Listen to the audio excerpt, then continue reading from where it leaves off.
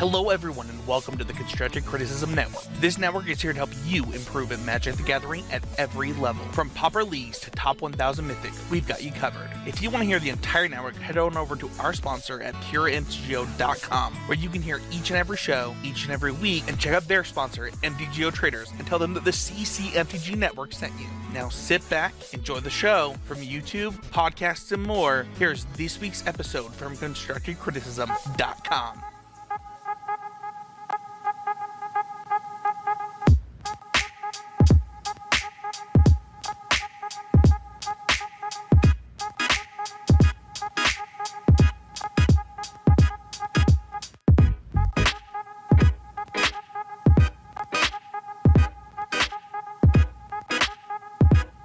Hello everyone, welcome to the 347th episode of Constructed Criticism. Host Mason, joined by my Spelling Bee champion co-host Allie. Allie, how you doing? We really just had to add that in there. Yeah, I was going to do a science fair thing, and then you told me before the show that your school didn't do a science fair, and then we talked about a spelling bee, and I said the spelling bee was like science of the words, and so here we are. It had to be there. Yeah. It's the only thing that makes sense. You know? Allie, the plan is simple today. Here's what we're doing. We're going to talk about Kaladesh Pick 2 set review. It's not really a set review unless you're a zoomer, but if you're a boomer, it's kind of us talking about cards you've already heard about, but in the context of historic. It's going to be a great episode. Are you excited? Yeah, I think a lot of people who started playing Arena in the original beta when it came out were super excited to kind of have all the old cards come back. So yeah, I'm excited. Sure. Yeah, this is awesome. And for some people, like we were saying before the episode, new set for them, right? Like, I know people who like, I was watching them stream yesterday, just like, I don't know a Kaladesh card. Like, I haven't looked at the set thing yet. And so this is, you know, if you're a newer player, a really exciting time. This set is really strong, we promise. So yeah, if you played during Kaladesh, at least in Standard, you know how powerful this set was, especially compared to the sets around it. So I think a lot of these cards are going to be played in Historic, so I'm excited to talk about them today. For sure. Before we go forward, though, if you want to support the show, you can go to patreon.com/ccmtg. We're not doing a Patreon question this week because we're going to do this set review. We're going to talk about all these cards.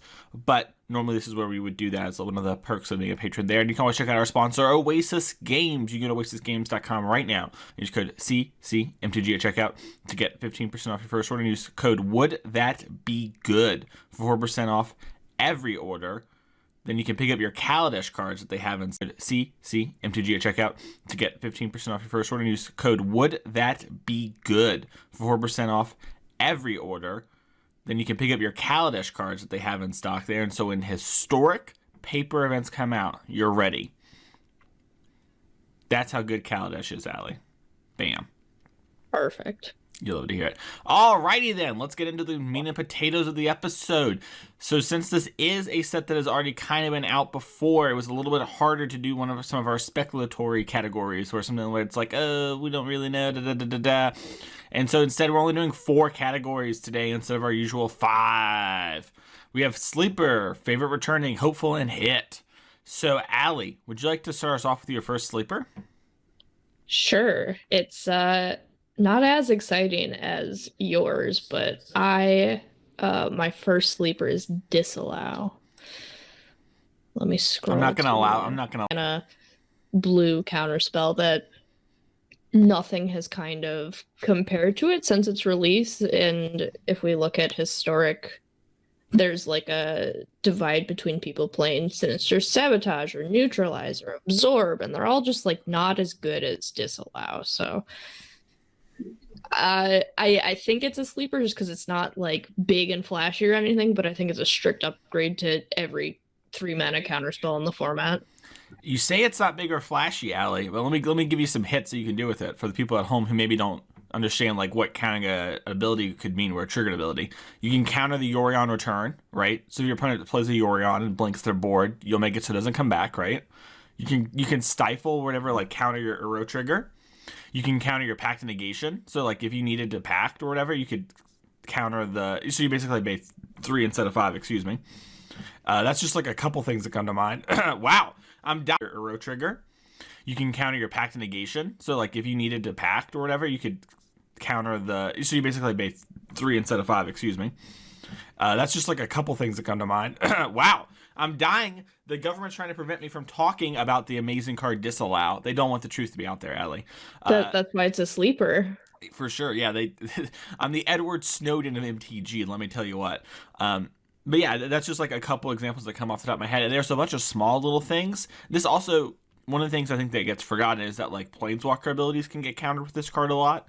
So like if your opponent's going to like ultimate like an Ugin or minus an Ugin, or like, you know, maybe they're trying to use their Chandra Torch of Defiance that's also in here. Yeah, just any of those abilities you can stop with this card, which I think is huge. You know, like that is like the difference in between it being just a cancel variant, right? It's like all of those added abilities that happen. Marvel activations too. You know, instead of having to edit this later, I'm just going to talk about my card and let you pick up your card, and that's Scrappy Scrounger. I haven't seen anyone talk about this card in Historic, even though it dominated Standard and like sees a lot of play and Pioneer. Scrappy Scrounger is 2 generic mana for a 3/2 artifact creature that has the text of cannot block, and 1 in a black, exile another creature card from your graveyard, return Scrappy Scrounger to the battlefield. So Scrappy Scrounger is very, very good in black-based aggressive decks. Typically, it shines in decks that like use multiple colors of mana, since it's a good colorless 2-drop that in the late game just needs black. So if you don't have black in the early game consistently, it's not that big a deal for this card. And the 3/2 body is just nice.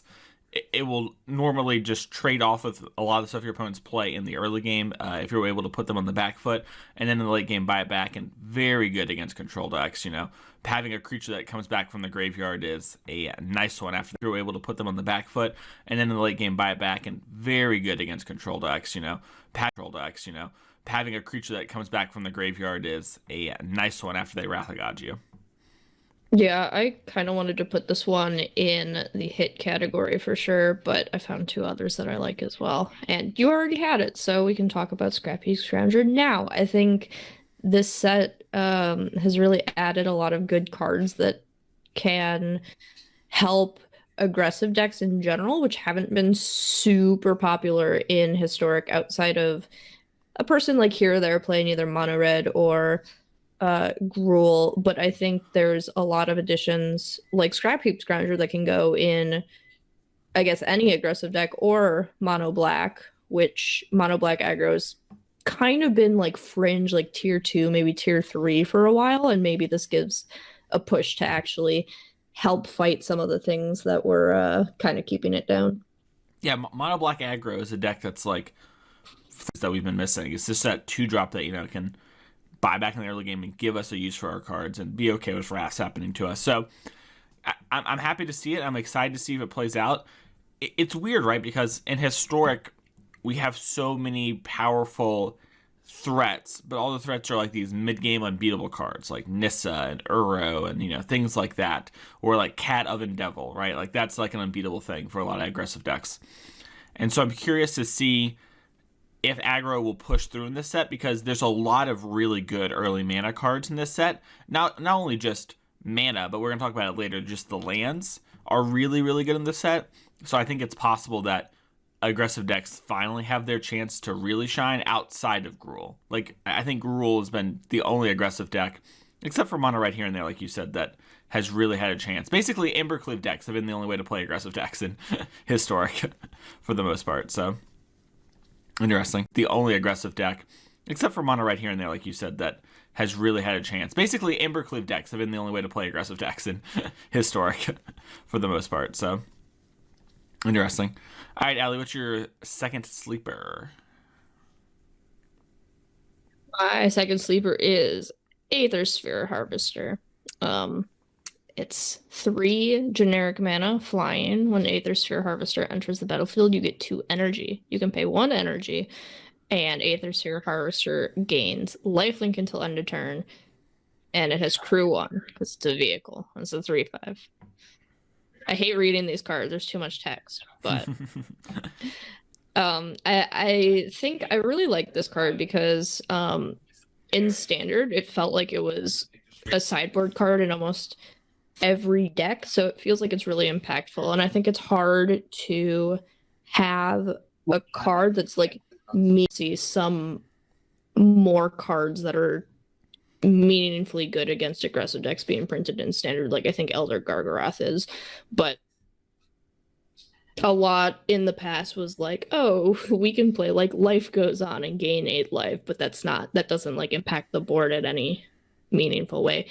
Where Aethersphere Harvester, I think, does, and can kind of just be put in any deck if you're worried about aggro. It can even be put in the aggro deck for the mirror. So I'm a huge fan of this card. I think it's very underrated.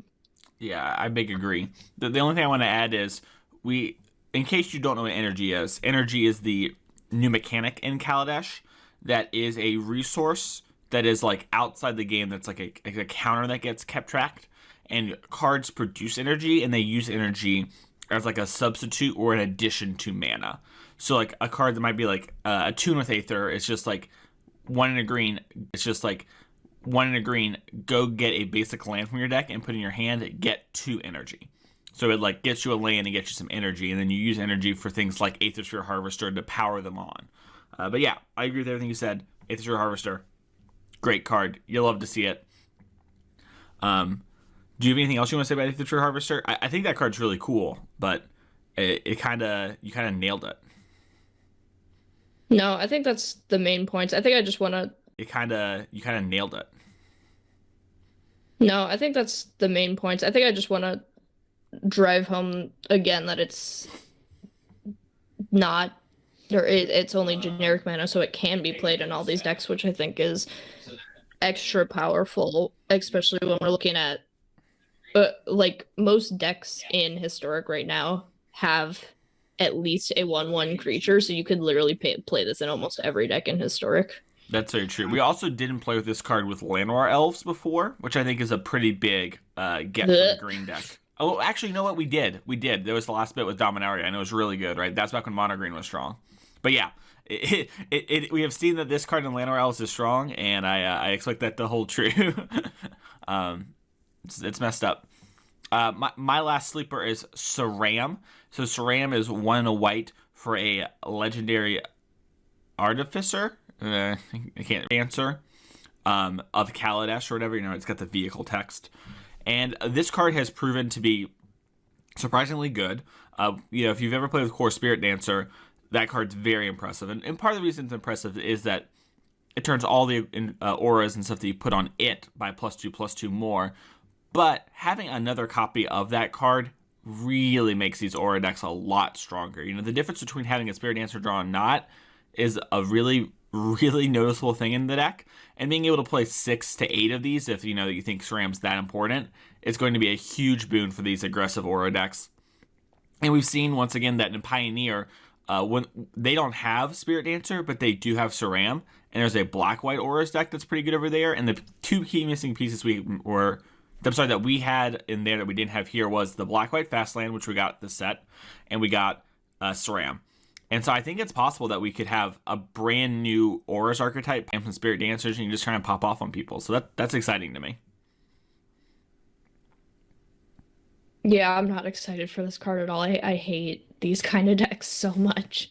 You don't like wearing pants? You don't like No, I hate pants. I hate Cheerios. I hate everything that this card enables. But you know what? I'm happy you're happy. Yeah, it's gonna be a fun time. Think about all the complaining equity you get on stream about SRAM. Have you thought about that? Yeah, I just don't want to deal with it. I don't know. Well, just kill it. I don't know. It dies to Doomblade, Allie. How hard can it be? We have Fatal Push now. All right. Well, Allie, I guess we'll move on to favorites, and we'll snake draft it here. And this is one of my favorite cards of all time, and we get to talk about it on the podcast right now. Are you excited? Spencer Howland's rolling over in his grave. It's Hidden Stockpile, 1 in a black enchantment. My favorite cards of all time, and we get to talk about it on the podcast right now. Are you excited? Spencer Howland's rolling over in his grave. Now, are you excited? Spencer Howland's rolling over in his grave. It's Hidden Stockpile, 1 in a black enchantment. It has the ability Revolt. So Revolt says if a permanent leaves the battlefield this turn, if you trigger Revolt, you get a 1/1 servo token at the end of your turn. And you can pay 1 and sacrifice a creature. If you do, scry 1. That's it. That's the card. Before I go in, Allie, what are your thoughts on Hidden Stockpile? Because I'm about to stand hard for the stockpile. You are going to need to tell me why you love this card so much. Awesome. So, Anointed Procession is also in Historic. That is 3 and a white. When a token enters the battlefield, you double it. So what you do is you play a black-white, like, tokeny control deck, where your goal is to, like, trigger a Revolt every turn by having something die. So, like, or having something leave the battlefield. So you can play Fetch Lands and Renegade Map, and this stockpile, once you have a couple pieces going, actually go way over the top. But if they ever ban those decks, this could be a really fun time. That could actually succeed. And either way, it's just a really fun time to do that. You play cards like Anointer Priest from Amonkhet, which, like, when a token enters the battlefield, you gain a life, and it has Embalm. So if you get that plus Anointed Procession, you're normally gaining a bunch of life, and you basically invalidate any sort of aggro or creature-based mid-range deck. And that's the whole spiel on the card. It's honestly one of my favorite cards to play with. It's so innocuous and just completely crushes your opponent. And it has a lot of weird cards that work with it now. Like, we didn't have Fabled Passage back then. We had to use Evolving Wilds. We didn't have Yorgon that could blink some of our stuff. We didn't have Lurrus to buy stuff back. We didn't have Alseid to protect our combo pieces in the form of Stockpile and Anointed Procession. So I'm really excited to play with this deck. I don't expect it to be winning any events, but it's just a good time. Make a 1/1. Go. I bet you if Uro deck, it's just a good time. Make a 1/1. Go. I bet you if Uro decks don't have Ugin, I can easily beat an Uro deck. Like, that is the sort of deck that you destroy with this deck. Like, not close. Not close. No cap on God. All right. Keep going. What's your favorite card of the set? I can talk about Hidden Stockpile all day. My first 5-0 on MTGO was Hidden Stockpile, and Ross Merriam played it on SCG. It was great. Wow. Yeah. Jeopardy Zone. All right. What's your first favorite? My first one is maybe not necessarily a card I expect to see a ton of play, but I just love Combustible Gearhulk, which is a 4 red artifact creature construct. This first strike, when Combustible Gearhulk, that player equal to the total CMC of those cards, and it's a 6/6. I don't not see this be playable in some kind of Gruul or Temur ramp deck. I think that could be really cool. Especially just with how much ramp stuff we have in Historic anyway.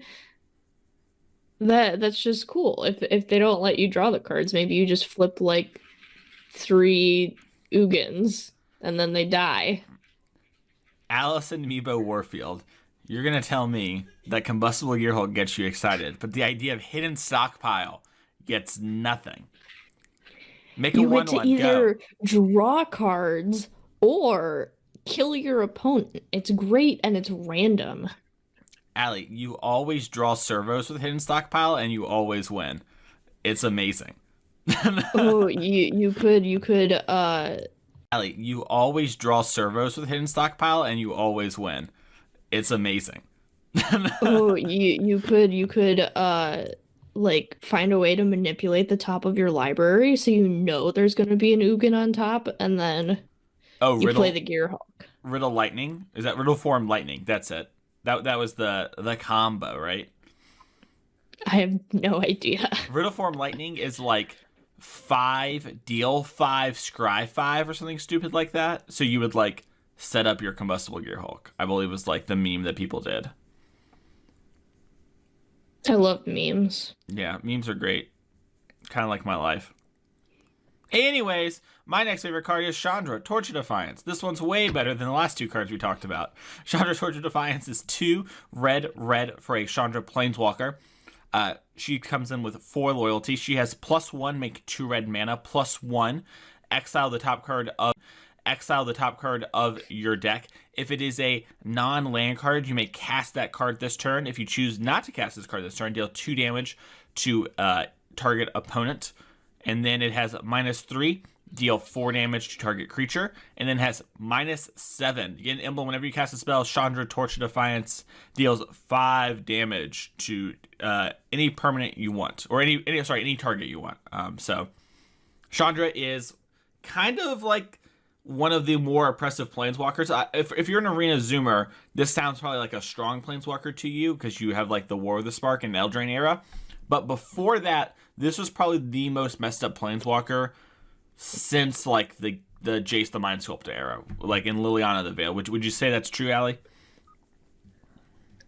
Yeah, I like Chandra so much. I put her as a hit for this this podcast episode. I'm a big Chandra fan. Yeah. So I'm gonna save talking too much about Chandra for right now, since we're gonna talk about the hit. We can kind of really go in on where it's gonna see play in Historic later. But just know, if you listen to that and you're like, oh, that doesn't sound so great, that card is very good. It is very impressive when you play with it, even against like the decks that were like against the other planeswalkers we're talking about, like Teferi Time Ravel, Oka. Like Chandra holds a torch to them. So, Allie, what's your next favorite card? Oh, my next one is Rashmi, Eternity's Crafter, which is 2 green and a blue. Legendary Elf Druid. Whenever you cast your first spell each turn, reveal the top card of your library, and you may cast it without paying its mana cost. If it's a spell with lesser CMC, if you don't, put it in your hand. The 2/3. Again, another card that is just kind of fun, and I love Rashmi so much. Don't know if she'll see any meaningful play, but I don't see any meaningful play, but I don't know. I just love my like ramp strategies into like cheating things into play. So if we're not doing a ramp into Combustible Gearhulk, we can ramp with Rashmi and then play Ugin and flip into something else. It'll be fun, don't worry. Okay, sick. Allie likes to pull the slot machine. She just like pulls the lever. It's so much fun.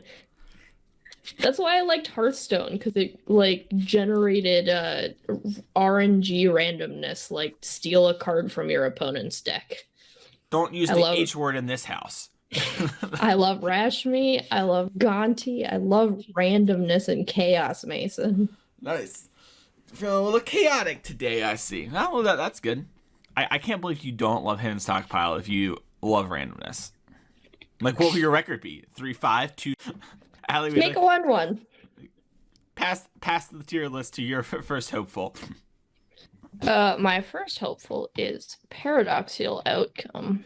It's 3 and a blue instant. Return any number of target non-land, non-token permanents you control to their owner's hands. Draw a card for each card returned to your hand this way.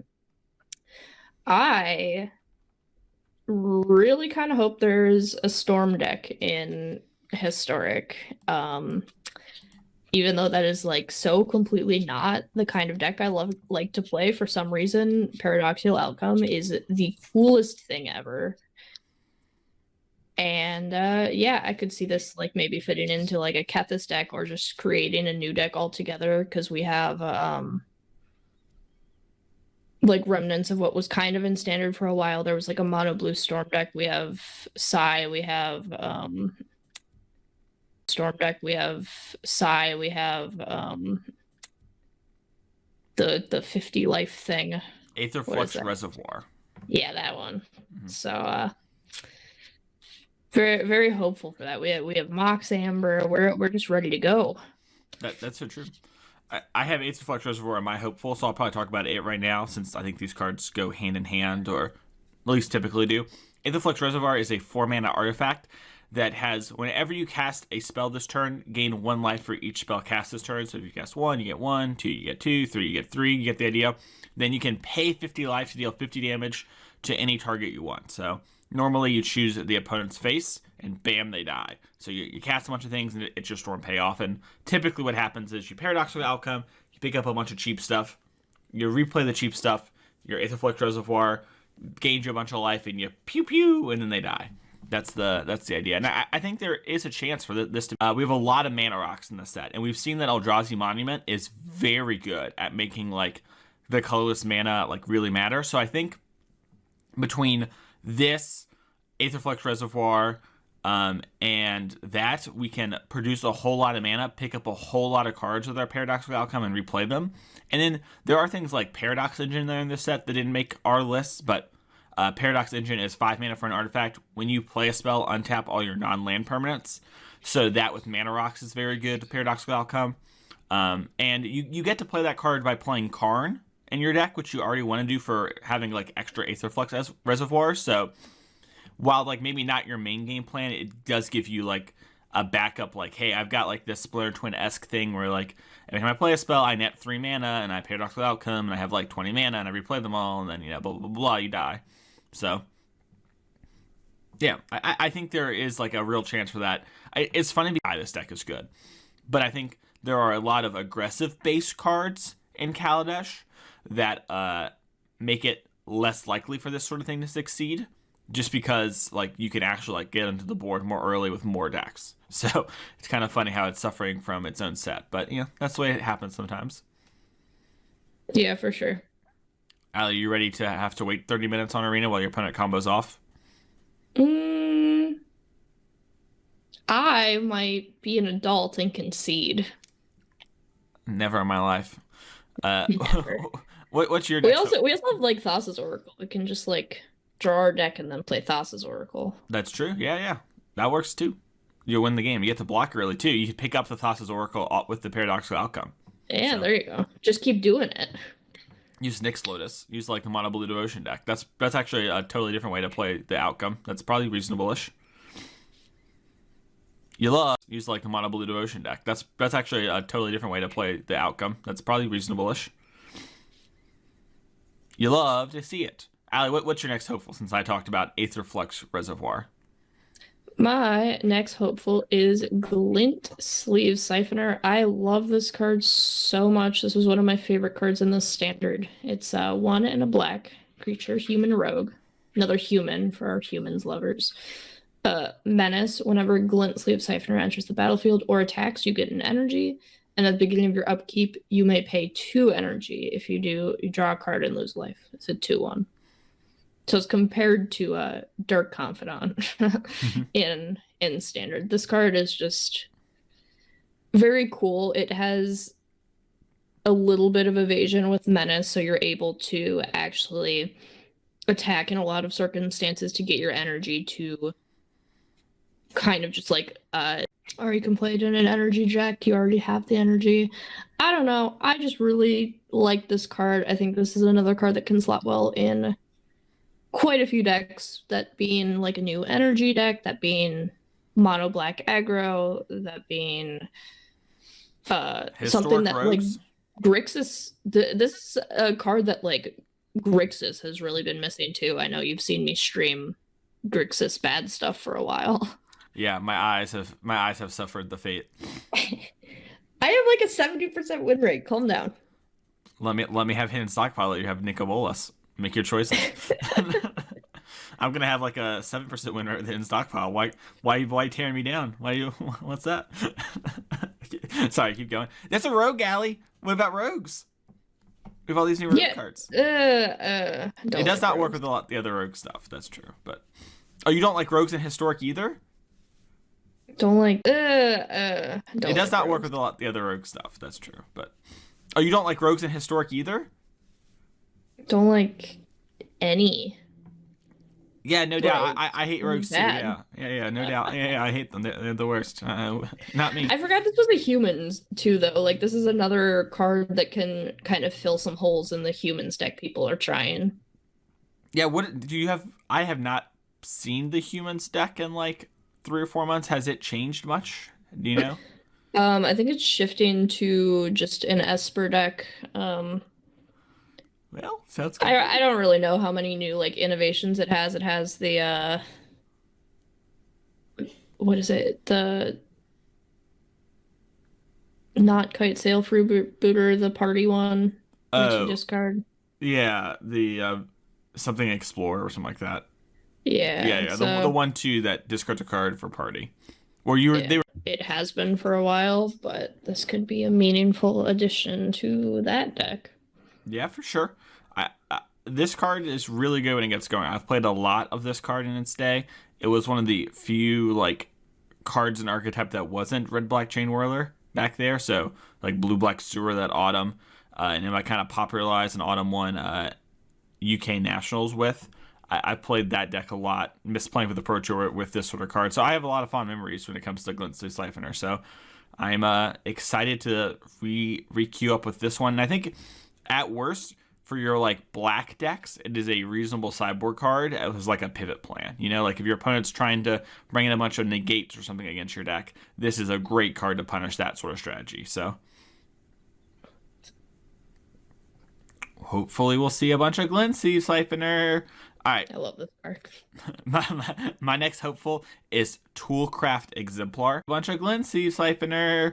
All right. I love this card. My next hopeful is Toolcraft Exemplar. It's 1 white for a dwarf 1/1. Artificer as well, sorry. That has, if you control an artifact at the beginning of combat, it gets +2/+1. And if you have 3 artifacts in play, it gets first strike. So it becomes a 3/2. And Toolcraft Exemplar is just like the marquee white aggro artifact card that there has been a lot of white based and white adjacent aggro decks on the fringes of Historic, like low tier 3 stuff, but they've really missed the ability to play another color to have like good and powerful cards and more early 1-drops that are impactful. You don't really want stuff like Gingerbread on turn 1, but because of your synergies you have to play it. And so you kind of lack like those early plays that can get the ball really going for you. And I think with this, there's a chance that this deck has a real shot at being a player. And we saw Toolcraft Exemplar be a mainstay in the standard format that it was in. I actually just realized that we both didn't mention Heart of Kieran in our list, as I was about to mention, see if we'd done it. But Heart of Kieran is a vehicle that's a 2-drop 4/4 with crew 3. And just has vigilance, and you can crew with Planeswalker Loyalty as well. But just those sort of, that package of cards, along with Bomat Courage we'll talk about soon, give your artifact aggro decks a real shot in the early game and a real chance to put pressure on your opponent, and then use your powerful cards like Tempered Steel, or maybe Steel Overseer, or even just Venerated Loxodon is a strong card in those sort of decks, and that can help, you know, push through those last point of damages. So, Mardu vehicles. Beep, beep.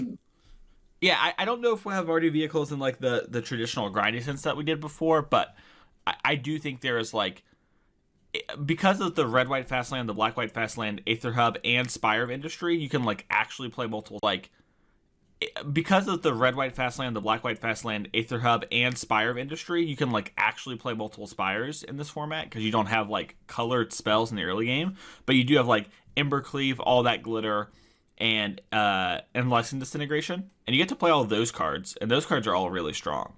So, you know, all your sources enter untapped too for the first 3 turns, and like don't really cost you life except for like the couple shock lands. So, Yeah, for sure. I think there's a shot. I don't know. It's hard to overpower Uro, but maybe this sort of thing, if you're on the play, can like push them back enough, and then maybe post board you have some cages. I don't know. I haven't got that far in the process yet, but hey, Historic SCG next week, so maybe we're gonna have, you know, a bunch more Historic talk coming up. I'm very excited. Yeah.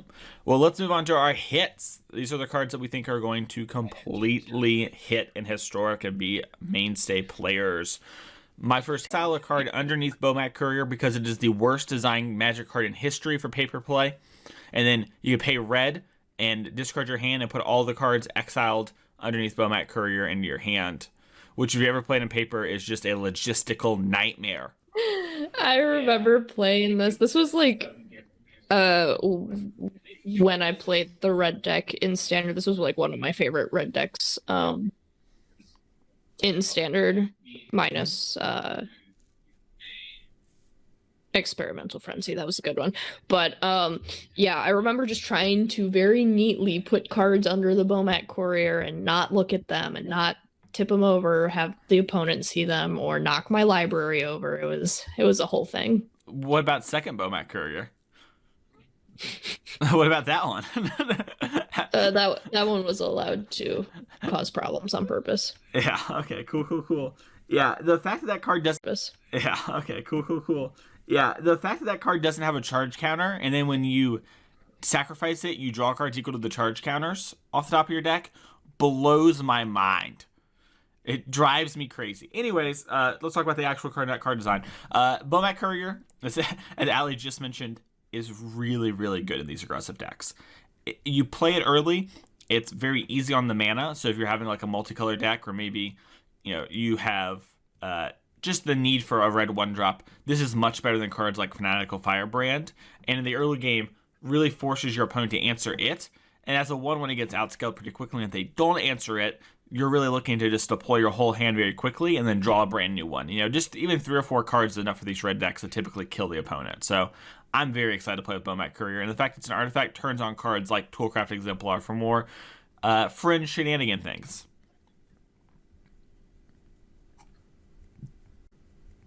Do you have any more thoughts on Bomat Courier, Ali, before we move on?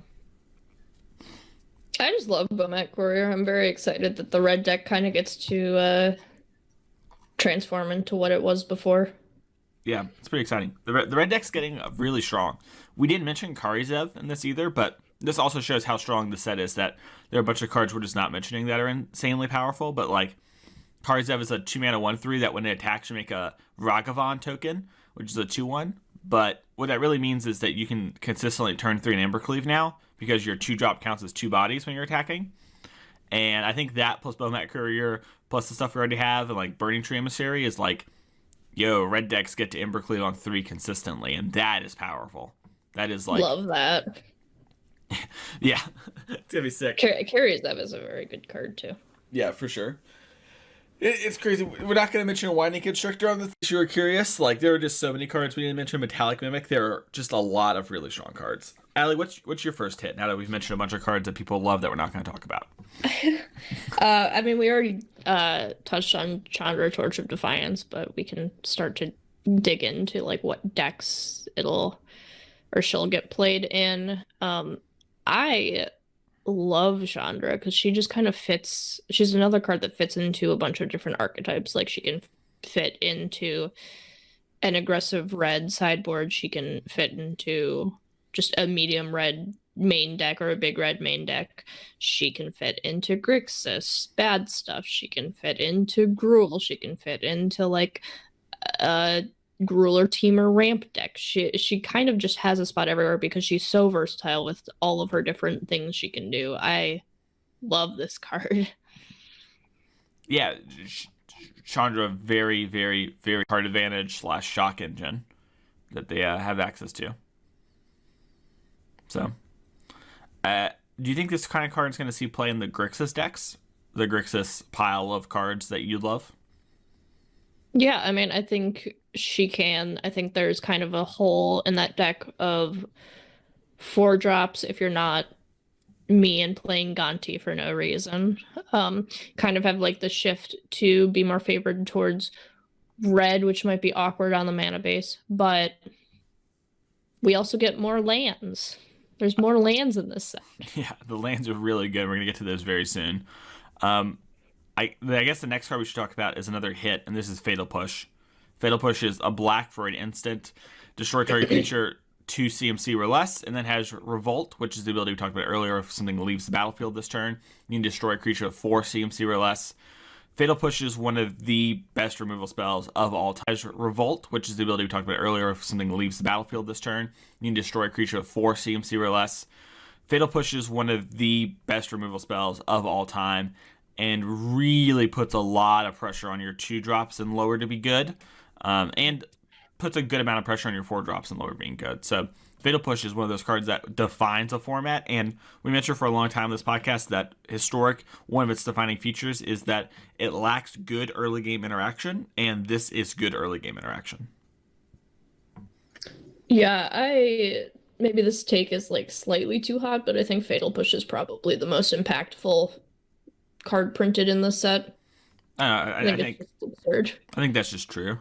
Like, if it's not true, it's because there's some weird synergy thing that everyone's missing that we'll figure out after 3 or 4 days of Arena. You know what I mean? Like, it's like, if it's not true, then it's just like, oh, Aether works tomorrow. Constrictor effects and counter cards, we figured it out, something that's like weird that you think you could beat but you can't.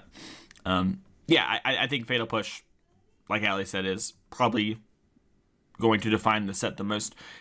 You wouldn't think that having one removal spell in a format would change the way 2-drops in lower play, but it really asks a lot of your 2-drops. Like, they need to be good. They need to impact the battlefield some way or work towards something or be recursive, because they will just die a fair bit of the time. And, decks like that Bolas deck that Allie can't stop playing would love to have Fatal Push. That way they can actually make it to turn 4 without dying. What time to be alive. Wow. Allie, what is the last hit, I should say, of the Pick 2 set review? I put down Aetherworks Marvel. I can't read. A little. Aetherworks Marvel. It's a 4 generic mana, legendary artifact. I put down Aetherworks Marvel. I can't read. A little. Aetherworks Marvel. It's a 4 generic mana, legendary artifact. Whenever a permanent you control is put in the graveyard, you get an energy, and then you can tap and pay 6 energy and look at the top 6 cards of your library. You may cast a spell from among them without paying its mana cost. Put the rest on the bottom of your library in a random order. So obviously this card was very powerful in the standard that it was legal in. If you don't know, it ended up being banned in standard eventually, because you would just spin Marvel into a free Ulamog, which, oh, look, that's in historic too. So I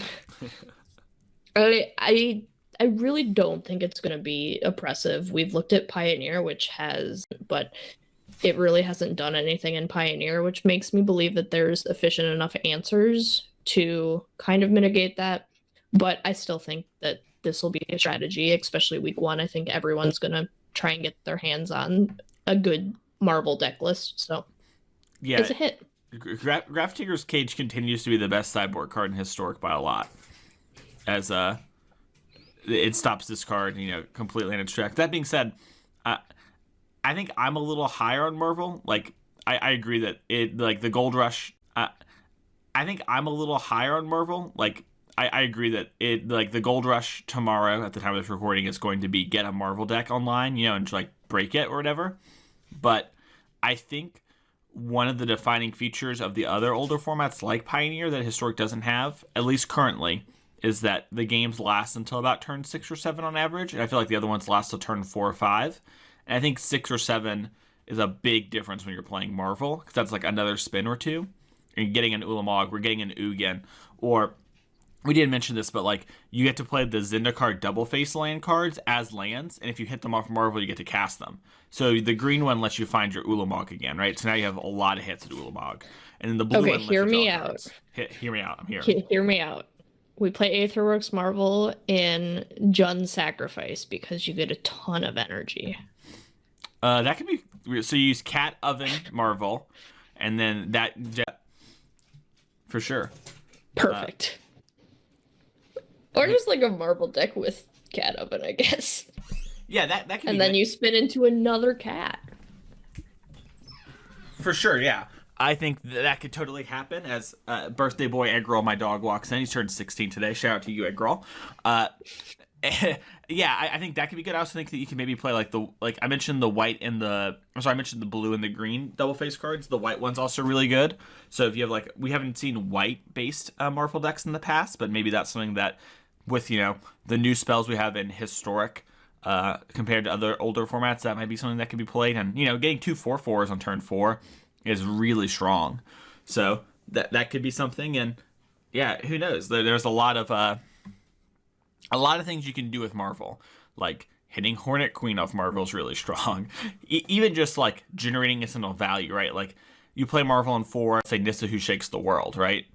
That's really strong. And we should probably mention too, because we kind of alluded to it, there are enough good energy enablers throughout the set at the common and uncommon rarity that are playable that enable you to consistently kind of turn for this and spin with it. So we didn't really talk about those cards because there's a lot of them, and you'll figure them out pretty quickly. The people are going to talk about them. So if you haven't played with this card before, it is very reliable to get at least one spin off the Marvel. So yeah, I think it's going to be strong. I don't know. I might be overestimating it a bit, but who knows? I guess everyone having Grafdigger's Cage to their sideboard is definitely going to hurt, but we'll see.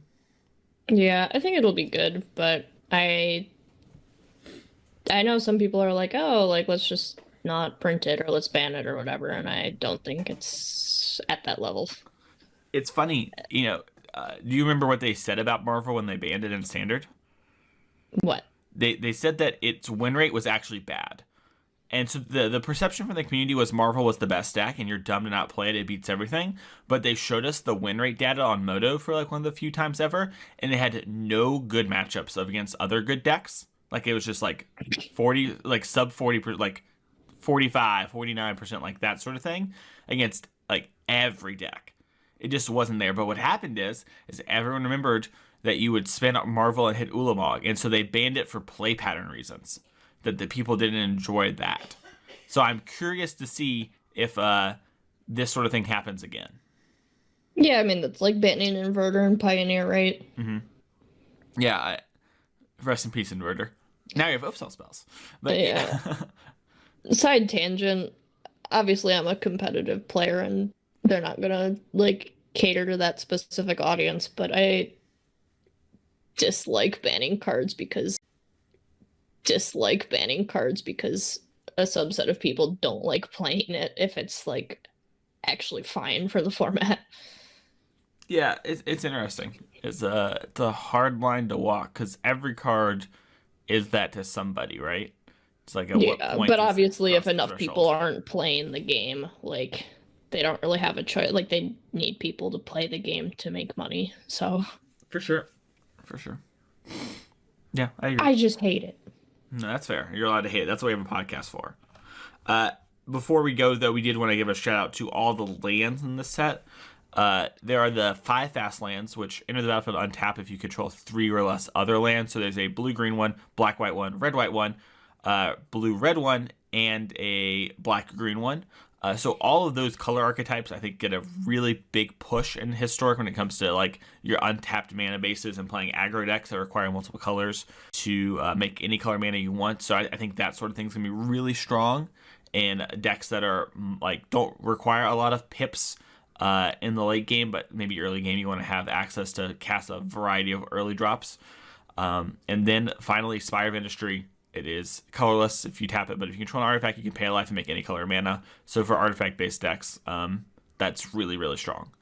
So yeah, I think all those cards are going to see a lot of play and really help change the format up a lot. What do you think, Ellie? Yeah, I think all the lands are really great. You made the broad statement that all of the lands are you wanted to shout out, so I tried to find a land that wasn't actually that good, but I think they're all really good. Yeah, the worst one in the set is Basic Plains. I guess like Spire of Industry could be like a little. I don't know. It's a 5-color land if you have any artifact, though. Yeah, and we also all these cards are very good. On the set is Basic Plains. I guess like Spire of Industry could be like a little. I don't know. It's a 5-color land if you have any artifact, though. Yeah, and we also all these cards are very good. Yeah, I just think a huge problem with the historic aggro decks has been. And we talked about this before, right? Is that like shock lands are good and check lands are pretty good, but sometimes you draw too many check lands at the start, or you have some basics, and you just can't curve out with your like demanding multicolor deck, right?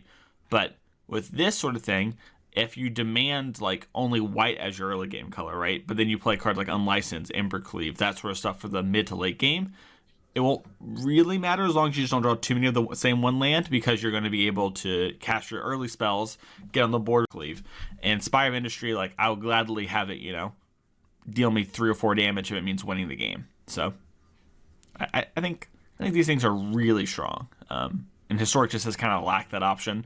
And other formats do have good early mana, so now we just got to see if our threats are good enough when we cast them on curve every time. Which I don't know if they are against Uro, but that's a different question for a different day. So, Allie, before we go, is there anything else you want to say about Kaladesh Remastered dropping on Arena tomorrow? I'm really excited to play a lot tomorrow. I will be streaming a lot of Historic in the next upcoming week, so if you want to check that out and see what is up in the format. I'm plugging myself early, I apologize, but no, you're good. We're in the plug section. Twitch.tv/mythic_Meebo.